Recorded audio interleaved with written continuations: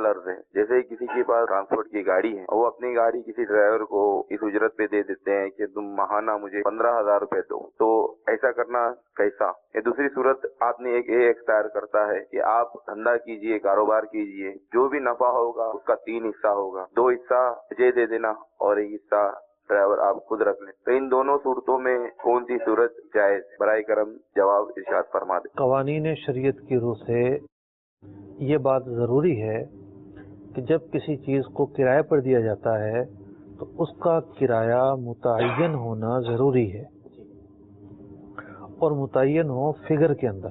ठीक। जो दूसरी सूरत है उसमें ऐसा नहीं हो रहा, मतलब वो गाड़ी लेकर निकला, सारा दिन घूमता फिरता रहा, कोई गाहक ही नहीं मिला। उसमें फिगर हो या परसेंटेज हो? फिगर। ठीक। किराए में फिगर का होना ज़रूरी है। ठीक है। कोई गाहक ही नहीं मिला, ठीक है, मतलब या मिला तो कम मिला। ठीक है। अब जिसकी गाड़ी थी वो तो एक रिस्क पर रहा ना। ठीक। कभी उसको किराया कम मिलेगा, कभी ज़्यादा मिलेगा। ठीक। ये सूरत जायज़ नहीं है, बल्कि जो पहली सूरत इन्होंने बयान की कि इन्होंने एक मसलन 15,000 रुपये मुकर्रर कर दिया।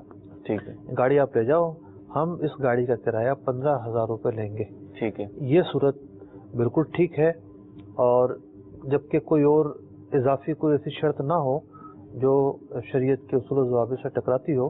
ठीक। इसी तरीके को अमल वो 2 हिस्से वाला, 3 में से 2 हिस्से वाला वो दुरुस्त नहीं, वो दुरुस्त नहीं।